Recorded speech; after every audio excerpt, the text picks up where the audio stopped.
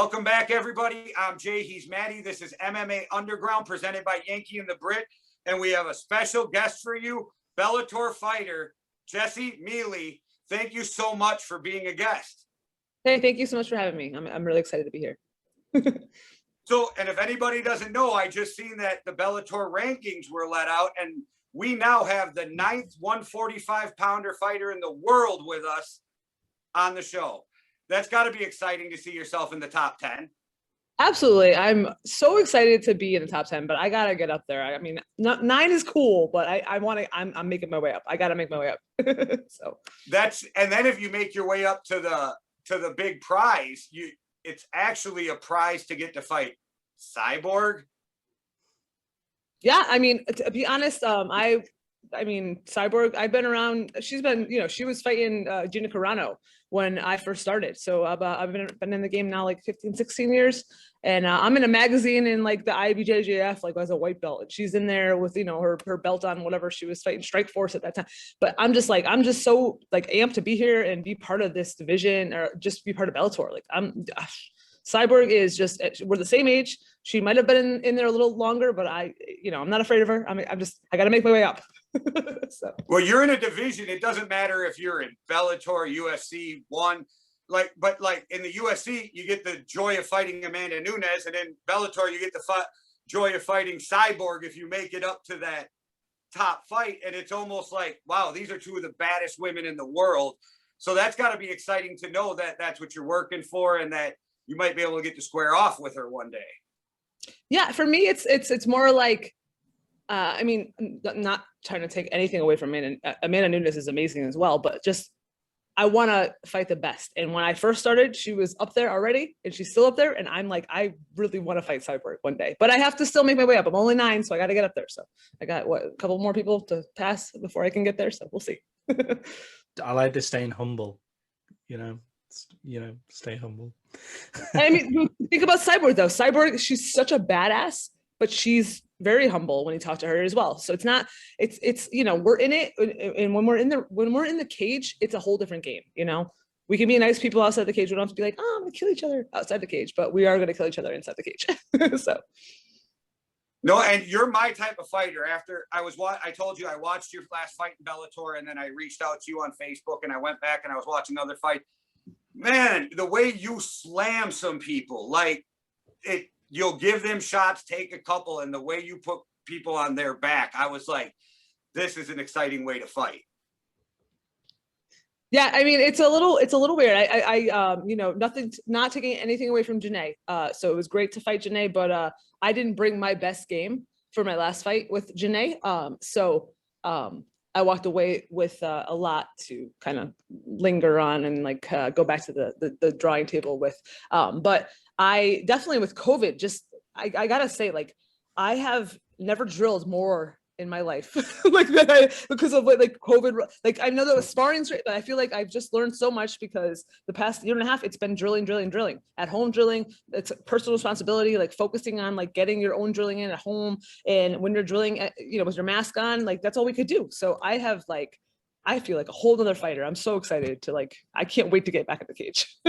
Well, with that training at home, what kind of difficulties come with that, and how do you do that? Do you do that with a coach there by Zoom, or do you just do it on your own? Because we were talking to a coach earlier, and it made life way more difficult for these fighters getting ready, because he was training a fighter who was going on the Contender Series, and it made it really rough because they were trying to do this all during COVID. So what kind of obstacles did you have to overcome from that? Yeah, I mean, so I had a lot. So, I mean, my main thing was it's more mental. I feel like it was mental for me, getting in my own head, getting motivated. I liked going to the gym. I liked the classroom experience, being around my coaches personally. So I think being at home, it was hard. You're trying to get in, you wake up in the morning and you're like, I have to go outside, shadow box, not get distracted. There's no one around to motivate me and be like, come on. So you got to suck it up, especially being in Bellator though. I am a Bellator MMA fighter. I have to be, I have to be able to mentally focus myself. So I am lucky. I have a music producer boyfriend. So he would play music and I would shadow box. So I kind of got a little bit more of that inspiration, which was awesome. So he kind of practiced, I practiced. So I am very lucky for that.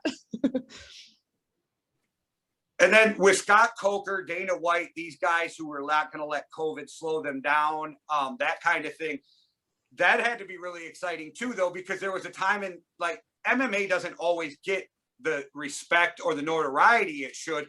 And for a while there, it was the only sport. If you wanted to watch a sport, you had to watch MMA. And I thought that was great for the sport. So did you see any growth in like maybe a following of MMA with that? Absolutely. I also, I'm located in Connecticut. So I'm right. So Bellator, all of their fights the past year have been in Mohegan Sun in Connecticut, which was so crazy. I'm like, what, Connecticut? Like, I live here. Like, this is insane. So, Cyborg is coming here. Leslie Smith is coming here. Even Janae, like after Janae and I fought, like, I was like, hey, when you come back for another fight, like, reach out to me. If you want, I can maybe bring you down to my gym, come get you. Like, we can just help with the 145-pound division, female Bellator, like fighters, like whatever I can do, and we've connected. We have connected. I can't say that I've connected with some of the other fighters who I haven't fought yet, because we still gotta fight. So, but they're still like, I'm letting them know, like, Connecticut, we might be a small state, but like I felt like a big growth of kind of just learning more about the actual fighters. So Janae, for example, gave me an example when she posted about her fight versus me. She put the different time zones of the UK, like the China. I'm like, oh my God, I didn't even think about that. Because there's, people are trying to watch now. And I forgot, I have friends in West Coast, East Coast, but I might actually have some friends that are still, that I met in California when I was in school, and I don't even know, in Japan now, what's their time zone? So that kind of stuff, like post on your Instagram, the time zone of when your fight is. Like, I learned a lot, based on just kind of connecting with these people. So. Yeah, that social media stuff is really crazy as well. Like, it's a new, it's a new thing for athletes to get into. Like, people like us who just want to make podcasts and stuff have had to do that for a long time. But like for fighters and stuff like that, it's very new to be able to be viewed so much on social media, like have any clips, have anything like that. It's a new way to make money as well. And with MMA becoming such a global sport now, it's really important to like post on Japanese time, post on Chinese time and stuff like that. It's mental. It blows my mind every time. We have, we spend like a couple hours weight cutting. So we're sitting in that sauna like, oh, I hate my life. So, I'd rather be distracted. So if you guys ever want to reach out to me when I'm weight cutting and tell me what to do, I'll post on social media, I promise. Well, and as a fighter, is it really strange too? Because I'm sure coming up, and I know you've been doing it for a while, but you're focused just on fighting. But the way fighting has become now, you have to market yourself too. Not just being the best fighter in the world doesn't necessarily gain you what you want in the fight game anymore. You got to promote yourself and become almost a social media figure to an extent. So is that like more difficult and something you never thought you'd have to come across? Yeah, it's a little weird. It's a little weird because I've always been that person where I had like a full-time job. When I started fighting, I had a full-time, I still have a full-time job. The benefit now is I do work from home, so I don't have to actually get up and put pants on. I can just get up and go on the computer. So you can't see my pants.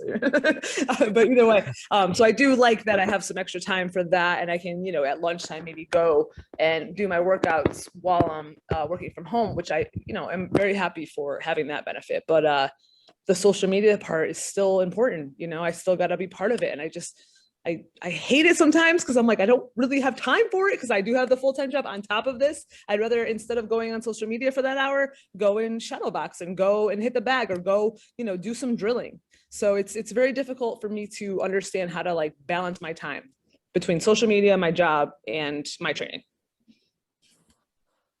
It has so much to do with it nowadays. Even when Maddie and I started doing this podcast and we were both doing stuff on the internet before, I've never been a big one to promote myself. And now I have to.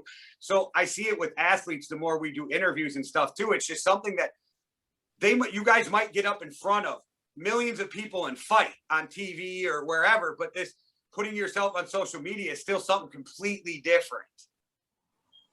Yeah, no, I agree. Absolutely. I'm not good at it. Yeah, I know a lot of people hired like social media managers as well, which I think is such an interesting choice. There was this thing like Phil Foden. We're going to go into the football / soccer world for a second. So sorry, everybody. That's fine. So a guy called Phil Foden, who's one of England's next biggest stars, his social media team put out like coming for you Neymar, and Neymar's like one of the biggest players in the world, and he got so much hate from that and had no idea that it was going on. Like, he was at football training when that like came on, and like he got back to his home in Manchester like 3 hours later to his phone being blown up from people like saying like he's been slagging off like one of the best football players in the world and stuff like that. And it was his social media team. So it's a really difficult world. It can like ruin your career if you employ the wrong people to do that as well. So I guess it is better to do it yourself. Yeah, and if you think about like 145-pound division females, right? So Cyborg is top priority, obviously, right now. But Gina Carano was, you know, Cyborg fought her. She got blasted. I think she's caught from what was it, the movie, the Star Wars?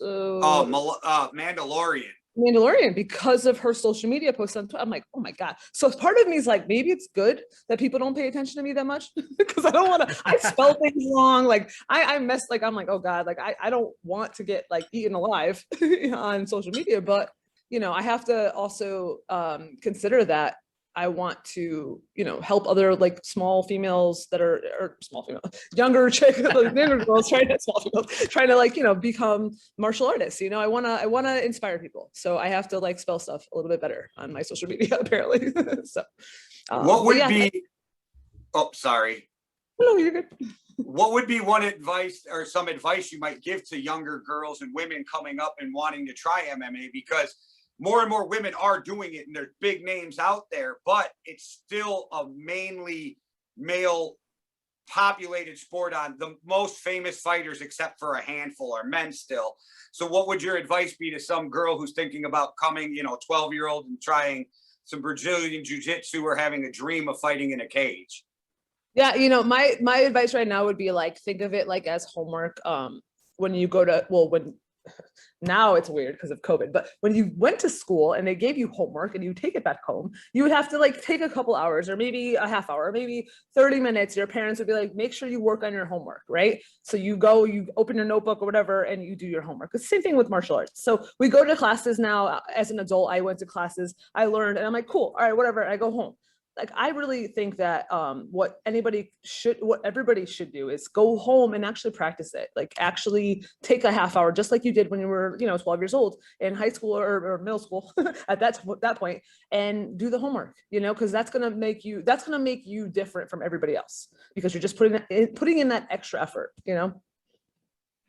And then I know other problems. We had talked to another fighter this last week, Rachel Lippard, and some other female fighters have talked about one of the biggest problems is for them, there's not as many female fighters. And so if somebody pulls out, there's nobody to step back in, or there's not as many opportunities. I know in Bellator, it's probably not as big of an issue now, but did you find that coming up? Was it hard to find like people to fight? Did you find that you had people back out on you?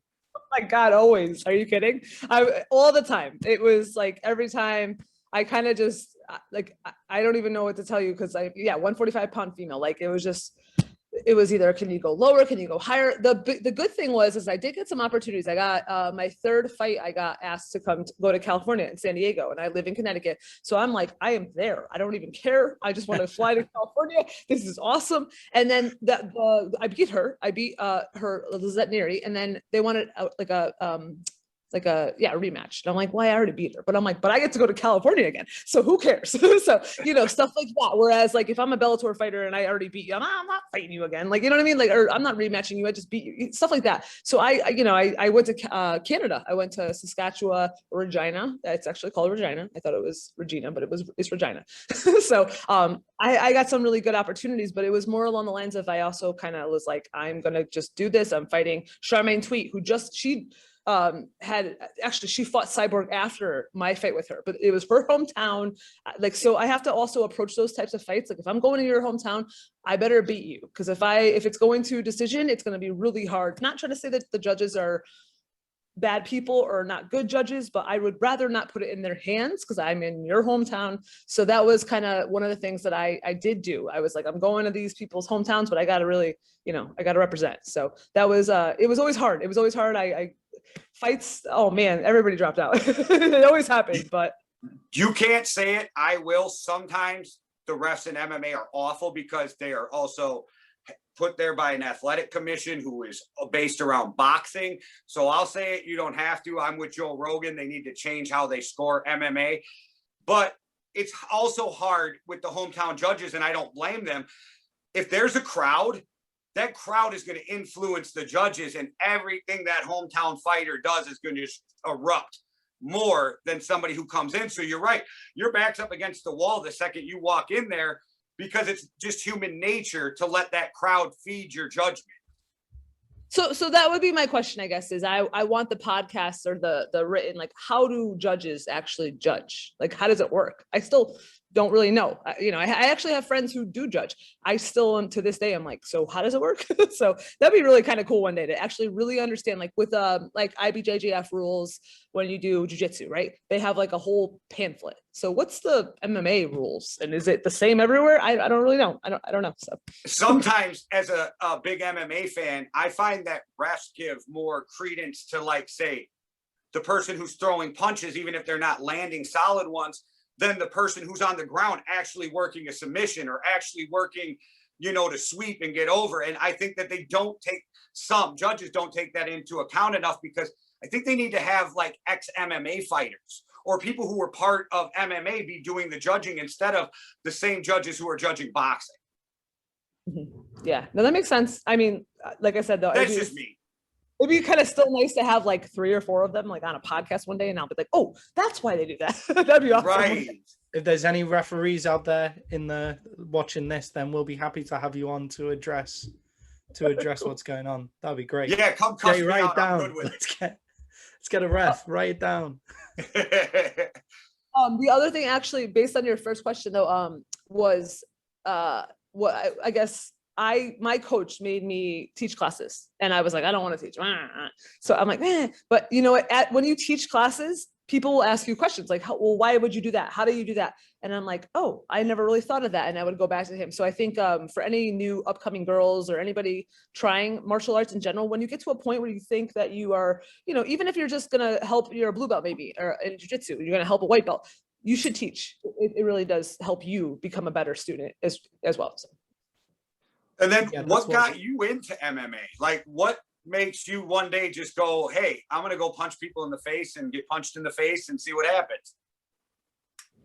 I played soccer, softball, basketball in high school. I was always like that person, like at 3 o'clock, whatever, I go to class or go to my sport, So when I graduated college, I played rugby in college, and I didn't have anywhere else to go with that. I was like, all right. So I went home, and I'm like, all right, well, I have to do something at like 4 or 5, like after work. I'm like, what am I going to do with myself? Like, I don't know what to do. So I tried the whole like running thing. You have to sign up for softball now when you're older. You have to like actually pay for it. I'm like, oh man, like I don't want to pay for it. So I ended up doing mixed martial art, or it was, some martial arts class. I did pay for it, but at least I learned how to defend myself as well as learn and be active. And then somebody came in there and was like, hey, you should try jujitsu. You can compete. And I'm like, competition? Like, that's my thing. So I just kept going. So I kind of stepped up. I met my coach, Chris Smith. He tried to kick me out of the gym. He's like, I don't know if I'm the right coach for you. I'm like, you were the right coach for me. And I'm still here now. So. Well, Maddie, I know you have to have a smile ear to ear because she plays your 2 favorite sports. So go for it, my guy. My 2 favorite sports. Yeah, my face kind of. I did a little bit of a dance doing this kind of thing when you said rugby. Rugby's my favorite sport in the entire world. It's awesome. Cricket, but you guys don't need to know. Oh yeah, I went with the soccer and rugby. Yeah, that's okay. But rugby is an awesome sport, and I feel like it actually translates pretty well over to MMA. I feel like it's a sport that the Americans could really, really get behind. So if we could talk a little bit about your experience in rugby and how that's helped you in MMA, that would be great. Yeah, so I played for UMass Amherst when I went to UMass, and I also went to Chico State for a year, and it was kind of cool because I played there on their off season, and then when I made the All New England team, and I played for the All New England team against the West Coast team, and I played against some of the girls I worked out with over there. So it was really cool to like have that experience. But I definitely think it helped me more mentally, like with tackling. A little bit not so great with the whole like kick, because I feel like now I get yelled at by my wrestling coaches all the time that my ass is too much in the air. They're like, stop. Yeah. So it's the rugby thing kind of, I'm like, it wasn't you know, because like, so yeah, the wrestling part of it, I have to like get under now. So I'm working on it, but that's, I think, more personal for me. But rugby has helped me kind of just have that like, just go for it, just go take them down, you know, stop them from going anywhere, you know, so that mentality. So it's Yeah, that definitely stupid helped. mentality of just put your head in the way. You might get a concussion, but like just deal with it. Whatever. Yeah, exactly. Man. None of this pad stuff that's in American football and stuff. Just put your head in the way and don't get hurt. Yeah, I could see why it would really really help. Why it would really really help in that kind of respect as well. And you got to be tough to do either of those things. If to play rugby or to fight in a cage, you got to be tough and you got to get over some nerves, I'm guessing. But I know, as somebody who played sports, like, it was weird for me. Like, if we started a hockey game, I'd be nervous for the first 3 minutes of a hockey game and then it goes away. How do you get over that real fast when you get in a cage? Because it's not like you can walk around with nerves for the first 3 minutes of a fight without getting your ass kicked. So first of all, with rugby, I was the inside center. So the when the ball comes out, everyone is running at you. I'm the second person to get the ball, and everybody's like gonna collapse on me. So I have to. It sucks because you're just like you could see an MMA fighter playing inside center. Like there's going to be a lot of people watching this podcast that have no idea what that means, but basically, it means like they're often the most nutty people on the pitch. Like quite a lot of the time, like it goes like prop, flanker, inside center is like the nuttiest people on the pitch. Whereas I was the 10, so the fly half, and that's where all the pussies stand. And the inside center tackles for the 10, so I don't have to do any of that. Like I can just go like, you tackle him for me, and then I just run around the back and get the smaller guy on the other side. Or on offense, the ball comes out, everyone's waiting to run, right? They have to wait for the ball. Comes out, the inside center is the person that gets it first or second in theory, and it's like everyone wants to kill you, so you're like so but they dive like at you, like it's like the fly half, so me just gets the ball and just goes as quick as they can to the inside center before everybody else hurts me, so they take the hit for me. So that like it's the perfect MMA fighter position for what you were talking about. Yeah, so at this point, like that's exactly what he was saying. It's like, you know, I've had everybody staring at me trying to collapse on me anyways in rugby. Yeah, I mean, I have really good coaching. My coach, Chris Smith, Russell Leak, also, there's a lot of stiff arms there's a lot of Bruce Lee, like Jeet Kune Do style with Richard Pastillo, like that comes down. There's a lot of different, it's not just like, we're not just punching and taking punches. We're not just boxing, you know, there's just a lot of strategy. And when I go into my fights, my coach is like, where's your head at? And I'm like, what? My head, I don't know. Where's my head at? Like, he's very like focused on my mentality. He trusts me like to get to my physical point, you know, weight cutting. He's like, you know, I can help you, but you know, he knows that he trusts me. He knows that I know what I'm doing. So it's more like, oh my God, like, where's your head at? Where's your mentality at? And that's a big thing, I think. I don't know how other coaches, if they do that with their students or whatever, I don't know, but it's cool for me. So. Yeah, I just couldn't imagine. Like, I feel like my only fights came in high school. You know what I mean? So something happens and you fight, where you guys for months know who you're fighting. Then you have this walk to this cage. Like, I don't know. I can't even imagine what the mental preparation and what you guys mentally go through just in that walk to the cage. Yeah, I mean, that's really it. My coach is Chris Smith. He's constantly on me to figure out where my head's at, like weeks prior, days prior. So when he's like, you ready? I'm like, I'm ready. You know, so he's always in my head, in my face, like asking me, where's your head at? So I appreciate that I have that. I don't know if everybody else has that. I'm so thankful for that. It just calms me down. It makes me just know that he's with me, you know? The more fighters we talk to, the more I realize I think you guys deal with less stress walking down than we think you do.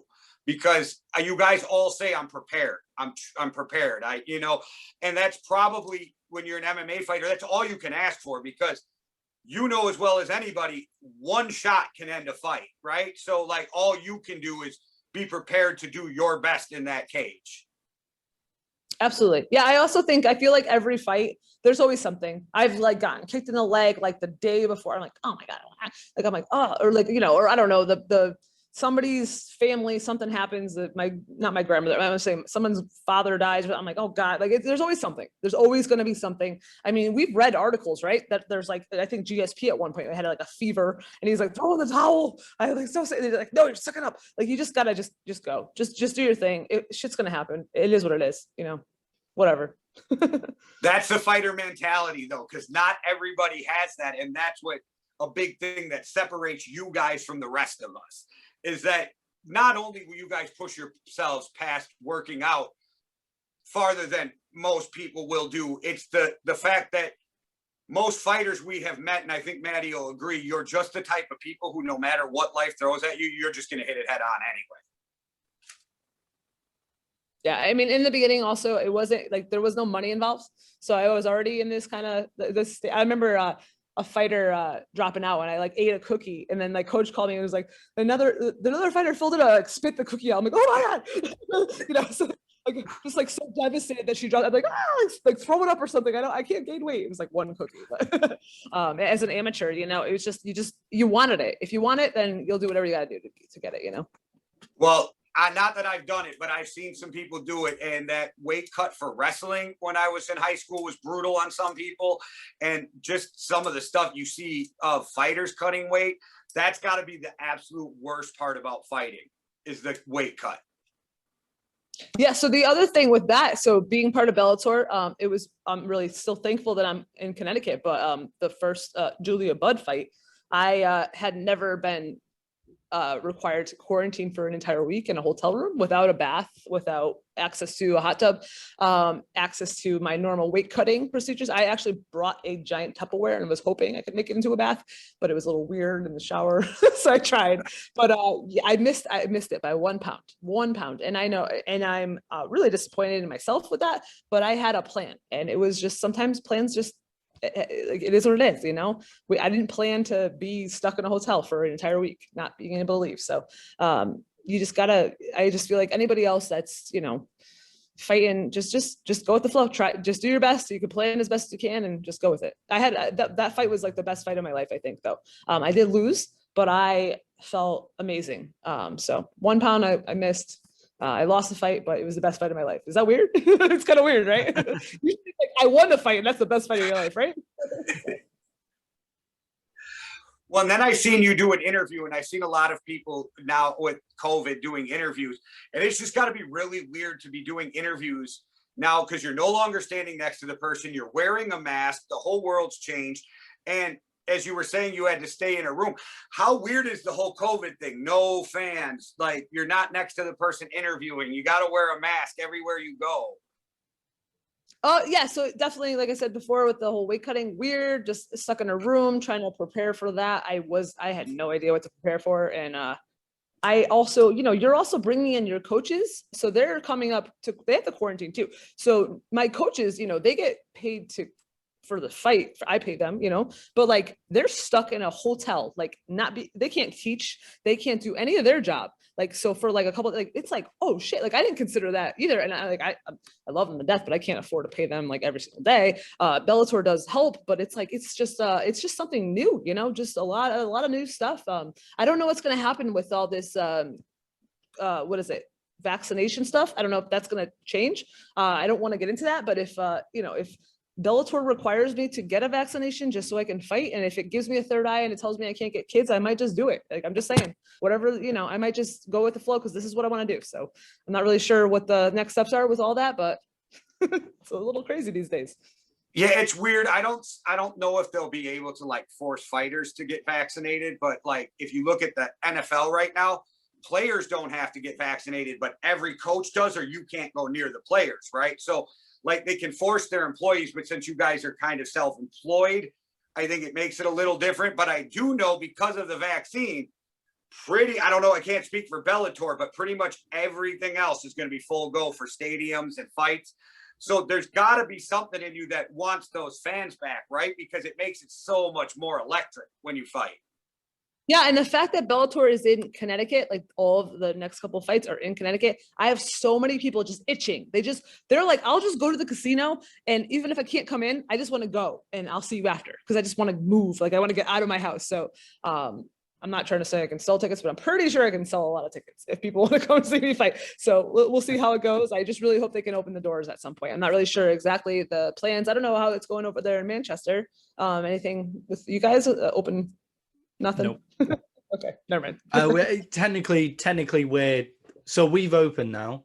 Well, kind of, but in terms of football stadiums, it's something like in Manchester United's 74,000 seater stadium, there's 4,000 people allowed in, and stuff like that. So it's a lot smaller. But you guys in the States are a lot more open than we are, and we're pretty much all vaccinated. We're something like 60 or 70% vaccinated and stuff like that. But now we've got a new Indian variant, guys. So enjoy.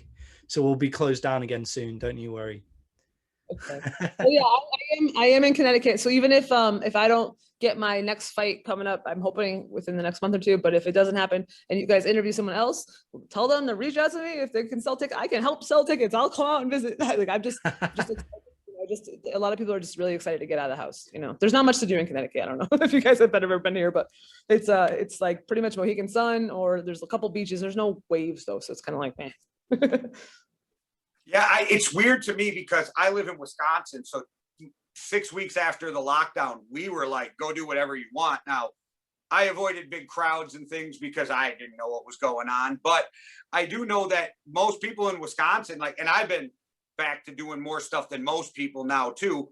So it's been weird for me to watch other areas because it hasn't affected me as much as like other people in the US. And then Maddie, really, because they just finally got to go back and drink in pubs like a week or two ago. Maybe it's been 3, but whatever. So he was excited. But I have to ask now, you guys are all tested and quarantined, right? Prior to weigh-ins and things? Yeah. So, I mean, in my past fights, you get sent a test when you're at home. So like a couple of days before you actually go, you send it in the mail, they test negative, you go to, in theory, Connecticut, if you aren't already in Connecticut. And then when you're there, you're tested right away. You were quarantined for 24 hours. You have to stay in a hotel room for 24 hours. And until your negative test results come, which like this was last year, so it could be different now. It might be a little faster. And then you get tested right before your final weigh-in, I believe was, like I said, last year. So well, my last question might be a dumb one, but a friend of the show, former UFC fighter Jason Reinhart, and he's president of Bare Knuckle MMA. And his whole thing is he doesn't understand why, if you guys are already tested, why do you still have to wear masks in the face-off at weigh-ins? I don't really care, to be honest. I'm just so thankful. Like Nick Newell. But did they tell you why? No, but I mean, like I don't know if you heard about Nick Newell. He tested negative, and then the day before the weigh-in, it came up positive and he couldn't fight. So I don't know. Maybe you just touched the wrong doorknob, and so I don't know. Right. But I'm more mad because my mask was supposed to glow. My last weigh-in, it was like, so it had like a cool light. I bought it like 3 years ago, and I'm like, this is perfect for like because with COVID, because it's a mask and it has all these cool lights on it, but it wouldn't like really glow because there's too many damn bright lights. And I'm like, oh, so I'll do whatever they tell me. I don't mind, as long as I get to get in the cage and beat somebody. That's a good attitude to have. I love it. It's really nice to hear that. I'm not gonna lie, because I like in the UK, like we're just like get the vaccine, like that's what we do, and then we talk to the amount of people that we talk to where it's like we're sort of hinting at like, oh, maybe you should get the vaccine, or maybe you should wear the mask, and they're like anti-maskers and anti-vax people and stuff, and it's like, all right, okay, cool, like freedom of whatever you want, right? Like at the same time, it's nice to hear somebody just being like, I just want to fight again, and if I have to do this to fight again, then I'm gonna do it, and that's me with travel. Like if I have to get vaccines to travel again, then I'm gonna do it. It's Jay with just being old, I guess. Yeah. My age and the fact that when COVID started, I was 80 pounds heavier. So I was like, I'm not going to be the guy on the ventilator. But my thing was, my whole thing is when this whole thing first started, I'm not a scientist. I don't know what like truly masks do or don't do. But I saw a video of an old lady who was afraid to go in the grocery store. And that made me decide, if it makes her feel better that I'm wearing a mask, then I'm wearing the mask. Yeah, like, exactly. Whatever, So for me, it's not a science thing. It was just more of, if I can make somebody else feel better, let's do it. And I'm guessing you seem so excited to fight that you're like, you guys could ask me to wear a biohazard suit down to the ring and I'll do it. I told you guys before, like I was, I was that person. After 3 o'clock hit, I was always on the, soccer field, basketball court, whatever. So if I gotta like wear a mask and it's gonna help me cut weight, or if it's gonna burn some calories, I guess it's gonna burn some calories. Right now, I still have the coolest mask ever. It glows and it like lights up. I will send you a picture later because right now it's too bright out, but it's still the coolest mask. So I just have to one day figure out how to make that work for the Bellator fights. So I'll wear it anywhere. Great. Well, all right, Maddie, anything else before we let her go? Because I know she's getting ready to go training later. So that's something we don't want to step on. That is all from me. That's all from me. Like, thank you so much for coming on the show. We've really enjoyed it. Thank you. And before we let you go, how about you shout out your gym and your sponsors? Because we know without them, it makes it even harder for you to do what you do. Oh, absolutely. Yeah. So, I mean, I'm actually at the gym right now because anyways, I'm at the IMBCT. That's in Waterbury, Connecticut. And then I also train at Underdog MMA in West Hartford, Connecticut. I am part of the Triton Athletics CrossFit team, which is where I do my lifting in Wallingford, Connecticut. So I'm all over the state of Connecticut. And then I have a ton of awesome sponsors. Most of them are friends and family, local. And I also have like, just like there's so many. how about I just post them? I'll just post them for you guys. But to be honest, if you guys if anyone wants to reach out to me, just at Jessy Miele _MMA on Instagram, Jessy Miele MMA on Facebook. Just look up JESSY and then you'll find me, Miele. And I'll drop the links in the description so everybody can find you a lot easier. And I just want to thank you again so much for giving us your time, and we so much appreciate it. And shout out to your sponsors and to Bellator since they let you have them. All right, Dana. So everybody, thanks for watching. One World, One Love. Deuces. Cheerio. Bye, guys.